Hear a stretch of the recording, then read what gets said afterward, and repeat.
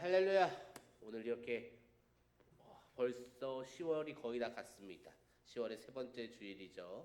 다음 주가 10월 마지막 주일이던데 날씨도 많이 쌀쌀해지고 있다고 하는 것 같아요. 이제 한 자릿수 기온이다 이야기를 하는데 건강 잘 챙기면서 연말을 잘 맞이하는 우리 다니엘 청년이 되길 소망합니다. 제가 안경을 어떻게 해야 될지 모르겠습니다. 김이 자꾸 서리는데 큰일 났어요. 말씀을 외워서 해야 되는 판인데 세상에서 참 가장 무섭다, 가장 무서운 사람이 누구냐라고 묻는다면은 사실 여러 사람이 있었는데 어느 날부턴가 뭐라고 할까 흔히 유행어 마냥 쓰이는 말이 있는 것 같아요. 책을 한 권만 읽은 사람이 신념을 가졌을 때 그 사람이 가장 무섭다라는 말을 어느 날부턴가 많이들 쓰는 것 같습니다. 무슨 말인가요? 잘 알지도 못하는 사람이 그런데 고집은 강할 때 정말 그런 사람이랑 대화하면 정말 숨이 탁 막힌다라는 것을 느끼고는 하는 것 같아요. 무언가를 안다는 것은 사람을 정말 지혜롭고 또 풍요롭게 만들어 줍니다. 그런데 알지도 못하면서 아는 척하는 것은 사람을 참 피곤하고 짜증나게 만들어 주는 것 같아요. 알지도 못하면서 아는 척하는 사람 아마 한 번쯤 만나본 적이 있으니까 아마 공감들 할 것 같습니다. 오늘 우리가 읽은 말씀에도 제대로 알지도 못하면서 아는 척은 또 엄청나게 하는 그러한 사람들이 등장을 해요. 우리가 하나님의 말씀에 대해서 굉장히 잘 알아. 우리가 하나님의 율법에 대해서 좀 아는데 그렇게 살아가면 안 돼. 라고 말을 하는 사람이 있습니다. 누구일까요? 바로 유대인입니다. 사실 냉정하게 말을 하면 유대인뿐만이 그런 건 아니지요. 예수님을 제외한 모두가 다 그러한 사람들이었겠지요. 예수님께서 세례 요한에게 세례를 받고 이제 사역을 시작을 하십니다. 대부분의 사람들에게 있어 예수님이란 어떠한 존재였을까요? 아마 대부분의 사람들은 예수님을 선지자 중에 한 사람으로 봤을 겁니다. 그러니까 세례 요한하고 비슷한 사람 정도로 취급을 했겠지요. 설마 예수님을 보고 저 사람은 하나님의 아들이야 라고 고백하는 사람은 바로 잡혀갔을 거예요. 그렇게 생각하는 사람도 없었을 거고요. 요한과 같은 사람들 중 하나, 그 이상도 또 그 이하도 아닌 그냥 선지자 정도로 봤을 겁니다. 물론 이 대부분의 사람, 그렇게 생각하는 사람들이라는 그 대부분의 사람 안에는 예수님의 제자도 포함되어져 있었겠죠. 그렇게 말씀을 가르치시고 또 세례를 베푸시는 그러한 사역을 하시던 주님께서 언젠가부터 그 사역이 조금 변화하기 시작해요. 한 사람 한 사람을 찾아가시지요. 38해 되었던 그 병자에게도 그리고 사마리아의 여인에게도 한 사람 한 사람 한 영혼 한 영혼을 직접 찾아가셔서 그 사람을 치유시켜 주시기 시작합니다. 그 육신을 그리고 그 마음을 치유해 주는 거죠. 누군가에게는 그 마음과 누군가에게는 또 그 영혼의 공허함을 낫게 해 주시고요. 누군가에게는 아픈 손과 발, 보이지 않는 눈 그러한 것들을 낫게 해 주십니다. 그렇게 하다 보니까 사람들의 시선이 조금씩 변화하기 시작해요. 하나님의 능력이 함께하는 어떠한 큰 존재, 어쩌면 단순한 선지자는 아닐지도 모를 그런 사람, 조금은 더 말씀에 대해서 깊이가 있어 보이는 그런 사람, 혹시 엘리야가 돌아온 그 사람이 저 사람 아닐까 하는 이야기도 돌기 시작합니다. 그러면서 이제 백성들 사이 가운데 백성들 그 무리 가운데 소문이 막 퍼지겠죠. 너 예수에 대해 알아? 너 예수에 대해 알아? 이런 사람이래. 이런 일이 있었대. 한번 소문이 퍼지기 시작하니까 그러한 예수님에 대한 그 소문이 퍼지는 것을 굉장히 안 좋아하는 사람들이 있습니다. 종교 지도자들과 그들의 집단이죠. 자기들이 가르치는 대로 살아가야 하는데 예수님의 그 말씀을 배우고 예수님의 그 가르침을 듣고 그것을 익히는 그러한 사람들 그리고 그러한 상황 너무나도 마음에 들지 않아요. 어떻게 해야 이 예수를 무너뜨릴 수 있을까를 매일매일 고민하면서 살아가고 있습니다. 그런데 도무지 흠을 잡을 수가 없어요. 저 가르침이 가짜라는 것을 말하기 위해서 몇 번 논쟁도 붙어봤지만 이길 수가 없습니다. 저 사람의 지혜가 우리보다 강한 것 같아요. 어떻게 해야 저 사람을 무너뜨릴 수 있지? 세례 요한도 참 마음에 안 들었을 거예요. 세례 요한도 자기들에게 있어서 막 너희 회개해야 한다고 이 독사의 자식들이라고나 하고 있고 막 자기들에게 질책이나 하던 그 세례 요한도 참 싫었는데 이제는 더한 사람이 왔습니다. 그런데 드디어 예수님의 잘못을 찾아내게 됩니다. 바로 안식일에, 아무것도 하면 안 되는 그 안식일에 예수님께서 일을 하신 것이지요. 하나님께서 율법으로 명령하셨습니다. 하나님의 율법 중에 하나예요. 안식일을 거룩히 여겨 일을 하지 말라라고 이야기를 분명하게 하셨는데, 말씀을 가르친다라는 그 사람이, 말씀을 가르친다라는 저 예수라는 사람이 어떠합니까? 안식일에 무려 사람을 치유해버린 것이지요. 이것을 부정적으로 생각하고 있던 유대인들이 그것을 두고 이제 이야기를 하게 됩니다. 우리 요한복음 5장 16절 말씀 우리 한번 읽어보도록 하겠습니다. 그러므로 안식일에 이러한 일을 행하신다 하여 유대인들이 예수를 박해하게 된지라. 안식일에 어떻게 치유 사역을 할 수 있느냐 하며, 아니 당신 하나님의 말씀을 가르친다며 하나님께서 뭐라고 하셨습니까? 안식일에 아무것도 하지 말라고 했는데 일을 해? 이런 율법대로 살지 않았다고 정죄하고 비난하고 비판하고 막 박해하기 시작하는 것이죠. 우리는 뭐 못해서 하지 않는 줄 알아요? 우리도 할 수 있지만 안식일에 하지 말라잖아 하면서 율법을 어긴 그 예수님을 참 난처하게 만듭니다. 이렇게 하면은 예수님의 그 영향력을 깎아 나갈 수 있을 것 같아요. 그런데 평소에는 다투는 것을 피하려고 예수님께서 그 자리를 피하셨을 거예요. 평소 같았으면은 유대인이 그러한 마음을 가진 것을 알고 애시당초부터 그 자리를 뜨셨을 예수님입니다. 근데 오늘은 다릅니다. 예수님의 대답인 17절 말씀도 우리 한번 읽어볼까요?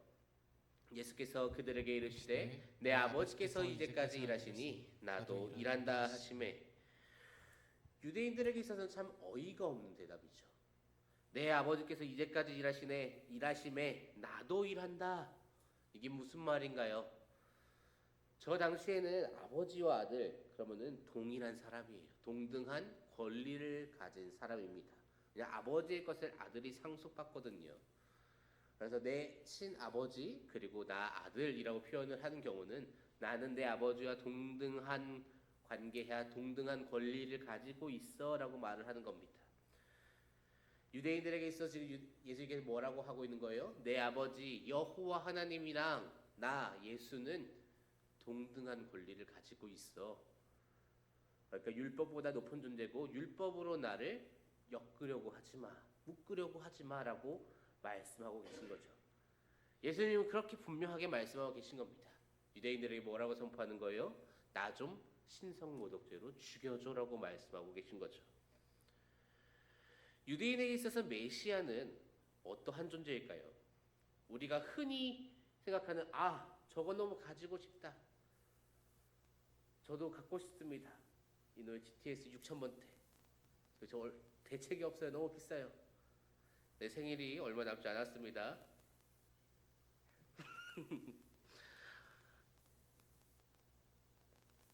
저거 너무 갖고 싶다 정도로 표현할 수 있는 그게 메시아가 아니에요. 제발 내가 죽기 전에 내가 죽기 전에 이 땅에 오셔서 그 능력과 그 영광을 내가 볼 수 있기를 기도하고 간절히 바라면서 살아가는 그것이 유대인의 삶이지 않겠습니까? 유대인에게 있어서 메시아란 그런 존재지요. 우리를 로마로부터 해방해 줄 사람인데 나의 이 억울함, 나의 이 정말 이 표현할 수 없는 그 답답함, 그것이 이 메시아만 오면 해결되는데, 그런데 뭐라는 거예요? 지금 자기 자신이 메시아래요. 메시아인데 뭐 하는 사람이에요? 이 사람은 목수의 아들이라고 불리는 그 사람이라는 거죠. 그런데 유대인들이 그러한 예수님을 어떻게 좋게 봅니까? 우리는 그 메시아를 기다리기 위해서 율법에 목숨을 걸고 율법을 지키기 위해 율법을 매일 묵상하고 매일 읽고 매일 가르치고 율법대로 나 잘 살아간다고 드러내면서 살아가는데, 이러한 자기 자신들에게 너희 못 살고 있어라고 말하는 사람이 메시아라고 지금 자기의 입으로 자기가 밝히고 있어요. 그러니 당연히 유대인들은 이러한 예수님을 긍정적으로 봐줄 수가 없죠. 그런데 사실 결과적으로 놓고 보면 어떠한가요? 유대인들이 율법을 잘 지키면서 살아가고 있습니까? 그러지 못한다라는 거죠. 율법을 가르칠 정도로도 율법을 잘 알고 있나요? 만약에 그랬더라면 지금 예수님이 말씀에서 말하고 있는 그 메시아다라는 것 알아보아야겠지요. 그런데 알아보지도 못합니다. 이것이 말해주는 것이 무엇인가요? 내 눈으로 읽고 내 귀로 듣고 내 입으로 말해도 제대로 알지 못할 때가 있다라는 거예요. 유대인들의 주장은 하나 같습니다. 유대인들의 주장은 동일해요. 자기들이 그렇게 따르고 그렇게 중요하게 생각하는 인물 모세, 하나님께서 만나주신 그 모세가 쓴 글만이 성경이고 그 모세의 가르침대로 우리는 행해야 한다. 가장 위대한 선지자가 모세다라고 말을 하면서 그 모세가 쓴 그 성경대로 살아가야 한다라는 걸 계속 주장하고 있어요. 모세에 대해 굉장히 후한 점수를 주는 것이 유대인들입니다. 모세와 같은 선지자를 기다리는 것이 그래서 유대인들이죠. 그러나 오늘 예수님께서는 말씀하십니다. 46절 말씀에서 예수님께서는 무엇라고 말씀하고 계신가요? 모세를 믿었더라면 또 나를 믿었으리니 이는 그가 내게 대하여 기록하였음이라. 모세가 말씀에 기록하면서 증언하고자 했던 존재, 그게 누굽니까? 예수 그리스도죠. 모세가 쓴 글은 예수님을 증거하는 글들입니다. 그런데 지금 유대인들은 그 모세의 글이 증거하고 있는 예수님을 무시하고 있어요. 결국 무슨 뜻이에요? 유대인들은 모세의 말을 따르지 않고요. 따르지 않으니까 믿지도 않겠지요. 성경이 하나님의 감동으로 된 것을 우리 다니엘 청년부 여러분은 믿으십니까? 성경이 하나님의 감동으로 된 것을 믿으십니까? 그렇다면은 우리는 그 성경이 하나님의 감동으로 된 것이기 때문에 그 성경을 믿고 따라야 성경이 정말 하나님의 감동으로 된 것이다라는 우리가 증거할 수 있는 거겠죠. 유대인들도 말을 하고 있어요. 나는 모세가 쓴 그 글을 믿는다. 그 글대로 따라간다라고요. 하지만 유대인들은 지금 모세의 그 말을 넘어서 모세가 쓴 글이라고 우리가 말을 하지만 하나님께서 모세에게 영감을 주셔서 작성하신 글이라고 하기 때문에 모세의 글이 결국에 하나님의 책, 이 성경책이 결국에 하나님께서 쓰셨다라고 우리가 이야기를 하지요. 유대인들은 결국 모세의 글을 넘어서 하나님이 쓰신 그 성경, 하나님이 쓰신 그 말씀, 그것들을 믿지도 않고 따르지도 않고 있다라는 것이지요. 유대인들, 이 전 세계에서 말씀을 가장 많이 읽었을 사람 뽑으라고 하면 누굴 뽑겠습니까? 유대인을 뽑을 겁니다. 저도 엔간치 성경 좀 읽었거든요. 근데 유대인들의 절반도 못 읽었을 거예요. 누구보다도 율법을 많이 읽었고 또 익혔고 그리고 들어온 사람들이 유대인 일제인데 왜 저렇게 되었습니까? 제대로 알지 못하는 것이죠. 왜 제대로 알지 못합니까? 우리가 이것을 알아야 됩니다. 왜 유대인들은 제대로 알지 못할까요? 유대인들이 율법을 가볍게 여겼나요? 그러지도 않아요. 그들은 도리어 너무 무겁게 여겨서 문제지 가볍게 여기지 않습니다. 율법을 잘 읽지 않았습니까? 너무 많이 읽었습니다. 나름대로 그들의 지도자들이 해석해서 들려주기까지 했습니다. 그냥 그런데 그 자리에서 듣기만 하고 앉아 있었다라는 거죠. 율법이 무엇을 말하고자 하는지 그 진리를 깨우치지 못합니다. 그 진리를 가르쳐 주더라도 깨닫지를 못합니다. 눈앞에 메시아가 있는데 한다는 소리가 당신 그거 신성모독이야라고 도리어 다그치고 있는 거죠. 우리도 그럴 때가 있어요. 우리도 많이 읽고 또 많이 접했는데도 모를 때가 있어요. 내가 관심이 없으니까 그것에 대해서 조금 무뎌지고 둔감한 거죠. 내 관심 밖에 있으면은 전쟁이 나더라도 그 관심이 오랫도록 가지 않습니다. 우리가 얼마 전만 하더라도 러시아랑 우크라이나의 전쟁에 대해서 굉장히 많이 이야기했을 겁니다. 이스라엘에 대해서 굉장히 많이 이야기했을 겁니다. 어느 순간에 그 나라들이 더 이상 입 밖에 나오지 않고 뉴스에도 나오지 않아요. 그게 현실이에요. 내가 겪는 상황이 아니니까 금방 관심이 사라졌다가 또 큰 사건이 일어나면 그때 가서 또 다르다가 당연한 이치지요. 내 관심 밖에 있는지, 내 관심의 영역 안에 있는지 혹은 밖에 있는지에 따라서 이야기가 나왔다가 들어갔다는 게 당연한 이치지요. 결국 무슨 말인가요? 유대인들에게 있어서 진정으로 예수 그리스도는 관심이 있는 대상이 아니었다는 거예요. 여호와 하나님 관심이 있는 게 아니라는 거예요. 나라는 영혼의 구원에만 관심이 있는 거지요. 유대인들이 메시아를 그래서 제대로 알아보지 못합니다. 율법의 그 진리에 관심이 없기 때문이죠. 하나님의 말씀에 예수님에 대해서 아무런 관심이 없습니다. 이들은 지금 오직 나의 영혼을 높이고 나라는 존재를 높이고 나의 영혼의 구원에 관한 그것만 관심을 가지고 있어요. 그 모습을 우리 주님께서는 42절에서 분명하게 꼬집어주고 계십니다. 우리 42절 말씀 한번 읽어보도록 하겠습니다. 다만 하나님을 사랑하는 것이 너희 속에 없음을 알았노라. 사랑하는 우리 다니엘 청년부 여러분, 여러분은 어떠한 신앙생활을 하고 있습니까? 그리고 그 신앙생활 왜 하고 있습니까? 우리의 신앙의 그 화살표가 예수님으로부터 어긋나 있다면 그 신앙은 아무런 의미가 없습니다.